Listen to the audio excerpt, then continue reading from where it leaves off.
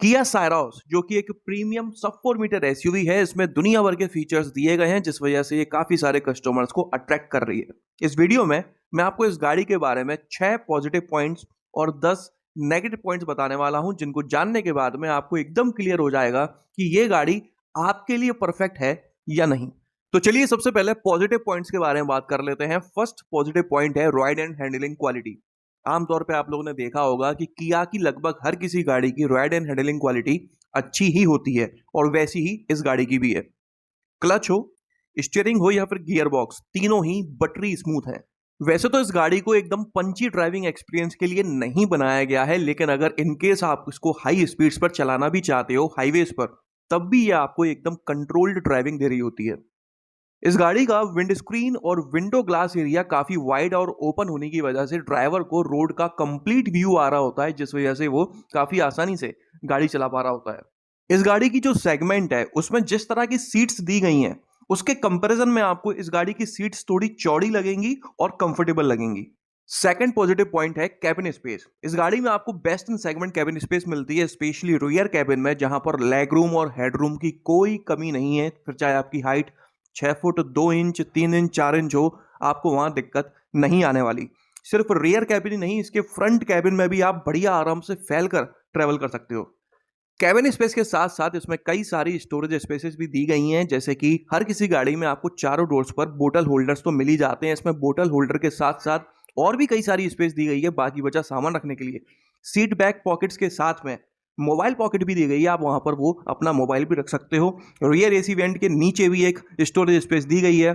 Front armrest के नीचे storage space है। ग्लव बॉक्स वगैरह और सेंट्रल कंसोल में जो कप होल्डर या बोतल होल्डर्स होते हैं, वो जैसे हर किसी गाड़ी में होते हैं वैसे इसमें भी दिए गए हैं। थर्ड पॉजिटिव पॉइंट है बूट स्पेस। इसमें आपको सेगमेंट की सबसे बड़ी बूट स्पेस मिलती है 465 लीटर्स की। हालांकि 465 लीटर की बूट स्पेस आपको तब मिलती है जब रियर सीट्स को आपने ना तो रिक्लाइन किया हो और ना ही पीछे की तरफ स्लाइड किया हो।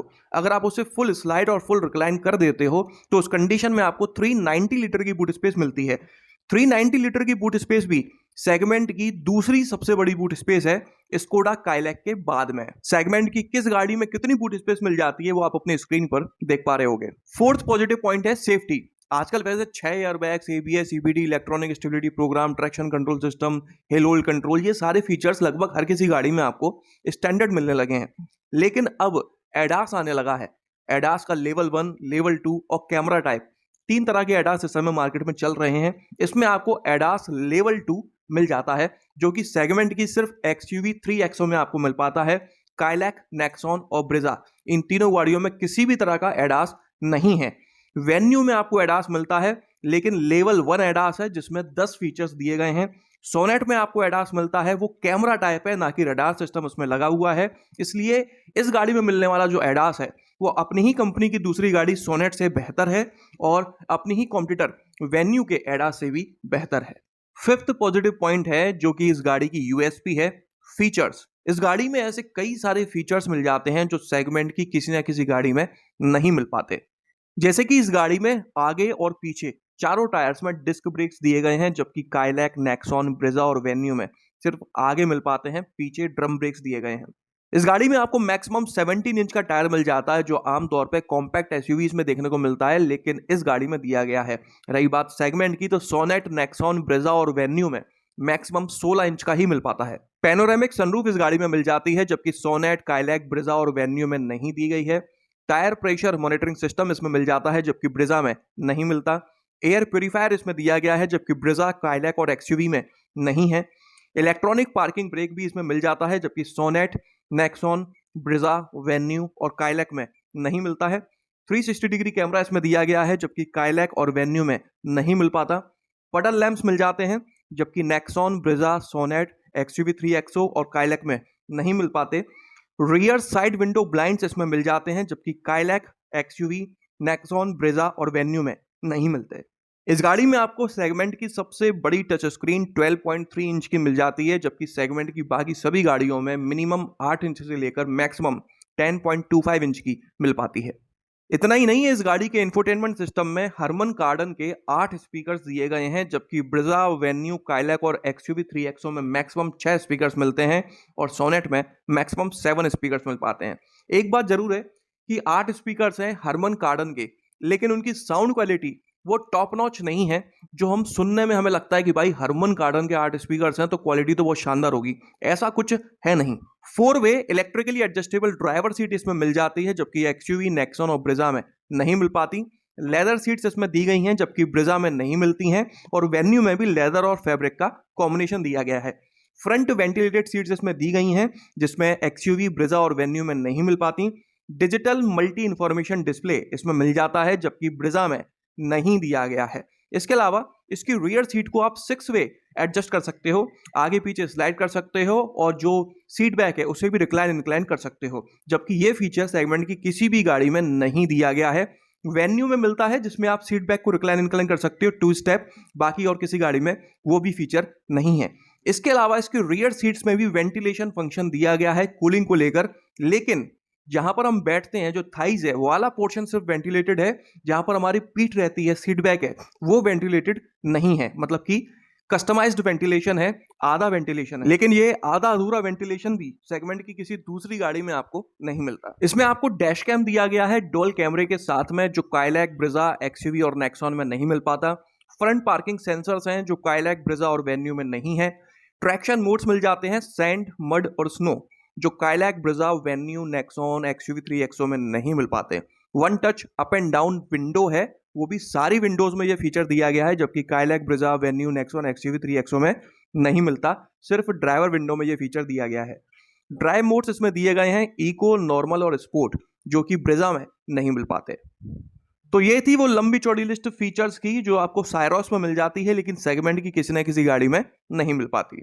6th पॉजिटिव पॉइंट है वारंटी ऑफर। इस गाड़ी में आपको 3 साल तक या फिर अनलिमिटेड किलोमीटर तक की वारंटी मिलती है, जबकि नेक्सॉन, ब्रिजा और काइलैक में आपको 3 साल या फिर 1 लाख किलोमीटर तक की ही वारंटी मिल पाती है।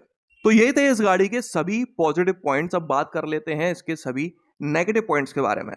फर्स्ट नेगेटिव पॉइंट है इस गाड़ी की डिजाइन। हो सकता है कुछ लोगों को बहुत ज्यादा पसंद आ गई हो और हो सकता है कुछ लोगों को बिल्कुल भी पसंद ना आई हो। अगर मैं अपने पर्सनल ओपिनियन की बात करूं तो इस गाड़ी की डिजाइन बहुत ज्यादा बिजी है, एक थोड़ी सी जगह भी खाली नहीं छोड़ी है। हर जगह कोई ना कोई कट, कोई ना कोई चीज लगा के रखी हुई है, चाहे इंटीरियर की बात करो या फिर एक्सटीरियर की। पूरी की पूरी गाड़ी एकदम से बिजी लगती है। कौन सी चीज पहले देखें, क्या करें क्या नहीं करें, जब तक पहली देखो दूसरी, क्या बोलूं मतलब मैं। इसके अलावा इस गाड़ी में फ्लश डोर हैंडल्स दिए गए हैं, मतलब कि नॉर्मल जो डोर हैंडल्स होते हैं वैसे नहीं है। आपको पहले उसके पुश करना पड़ेगा, फिर उसका दूसरा पोर्शन निकल के बाहर आएगा, फिर आप उसे और स्ट्रेच करोगे तो जाके गेट खुलेगा।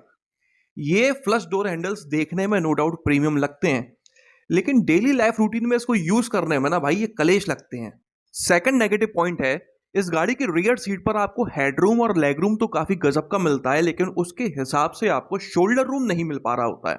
मेरा कहने का मतलब है कि पीछे की सीट पर 2 लोग कंफर्टेबली ट्रेवल कर सकते हैं, चाहे वो ट्रेवल कितना भी लंबा क्यों ना हो।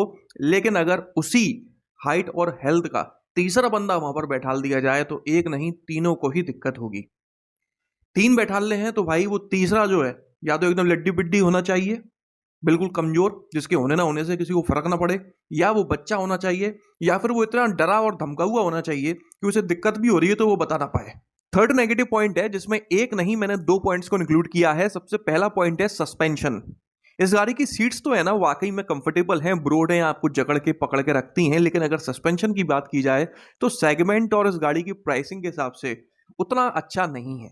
दूसरा पॉइंट है कि मैं पेट्रोल इंजन की बात नहीं कर रहा हूं, सिर्फ डीजल इंजन की बात कर रहा हूं कि जो गाड़ी आप लगभग 16-17 लाख रुपए से लेकर 20-21 लाख रुपए तक की खरीद रहे हो और उस गाड़ी में इंजन नॉइस आ रही है डीजल इंजन में, तो थोड़ा मजा नहीं आता। ये गाड़ी का कैबिन उतना साइलेंट नहीं है जो इस प्राइस रेंज में होना चाहिए था। फोर्थ नेगेटिव पॉइंट है कि इस गाड़ी के डीजल ऑटोमेटिक में तो आपको टॉर्क कन्वर्टर टेक्नोलॉजी मिल जाती है, जो कि काफी अच्छी बात है, लेकिन इसके पेट्रोल में आपको डुअल क्लच टेक्नोलॉजी मिलती है, डीसीटी, जिसकी हिस्ट्री इंडिया में कुछ अच्छी नहीं रही है। अगर ये लोग डीसीटी की जगह सीवीटी या फिर टॉर्क कन्वर्टर देते तो प्राइसिंग भी कम होती और साथ ही में रिलायबल भी होता वो। फिफ्थ नेगेटिव पॉइंट है जिसके पीछे का लॉजिक मुझे कुछ समझ में नहीं आया, माइलेज। ये गाड़ी सब 4 मीटर एसयूवी सेगमेंट में आती है और ना ही इसके इंजन इतनी पावर और इतना टॉर्क जनरेट करते हैं जो इसका माइलेज इतना कम क्लेम किया गया है। और मुझे नहीं लगता कि इस सेगमेंट में आने के बाद इस गाड़ी का वजन भी इतना ज्यादा रहा होगा जिस वजह से माइलेज पर असर पड़ा होगा। पेट्रोल ऑटोमेटिक में ये गाड़ी 17.68 के एमपीएल का माइलेज क्लेम करती है, जबकि सेगमेंट की बाकी गाड़ियों में इससे काफी बेहतर माइलेज मिल जाता है। ब्रेजा में 19.8 है, काइलैक में 19.05। इसकी ही कंपनी की दूसरी गाड़ी सोनेट में 18.4 के एमपीएल का माइलेज मिलता है। एक्सयूवी 3XO में पावर और टॉर्क दोनों ही इस गाड़ी से काफी ज्यादा है, उसके बाद भी इसका माइलेज 18.2 है, जबकि सायरस का 17.68 है, कम पावर और कम टॉर्क के बाद भी। पेट्रोल मैनुअल में भी 18.2 के एमपीएल का माइलेज क्लेम किया जाता है, जो कि सेगमेंट में कोई अच्छी जगह स्टैंड नहीं करता। और बात सिर्फ पेट्रोल पर खत्म नहीं होती। आप सोचो कि चलो पेट्रोल का माइलेज खराब है, डीजल का तो शानदार होगा, डीजल का भी उतना ही खराब है। डीजल ऑटोमेटिक में 17.65 के एमपीएल का माइलेज क्लेम किया जाता है, जबकि इसी की कंपनी की सोनेट में 19 के एमपीएल का मिल जाता है। नेक्सॉन में तो भाई 24 के आसपास क्लेम किया जाता है। एक्सयूवी 3XO में इससे ज्यादा पावर और टॉर्क दुनिया भर का मिलता है, तब भी उसमें 20.6 के एमपीएल का माइलेज क्लेम किया जाता है।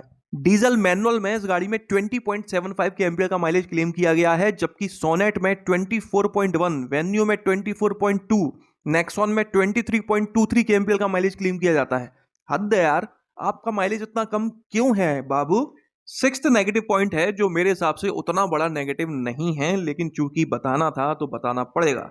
Ground clearance. इस गाड़ी में 189 mm की ग्राउंड क्लियरेंस क्लेम की जाती है, जबकि सेगमेंट की बाकी गाड़ियों में इससे बेहतर ग्राउंड क्लियरेंस मिलती है। नेक्सॉन में 208, सोनेट में 205, एक्सयूवी में 201, वेन्यू में 195, ब्रेजा में 198, लेकिन इसमें 189 mm की मिलती है। और स्कोडा काइलैक में भी इतनी ही ग्राउंड क्लियरेंस दी गई है।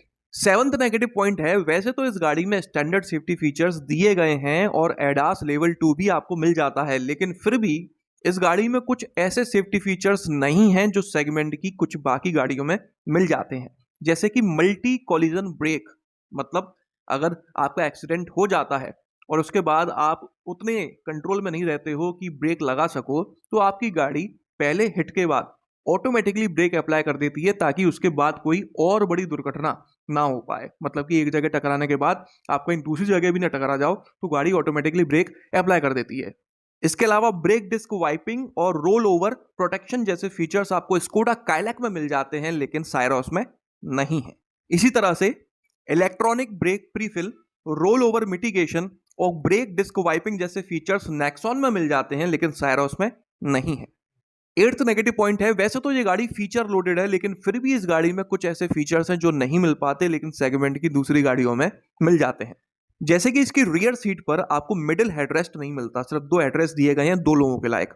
जैसे कि मैंने आपको बोला था कि डिजाइन ही इस तरह से किया गया है कि 2 लोग ही बैठे, लेकिन स्कोडा काइलैक और एक्सयूवी 3XO में आपको 3 हेडरेस्ट मिल जाते हैं। Dual zone automatic climate control system इसमें नहीं मिलता, जबकि एक्सयूवी 3XO में मिल जाता है।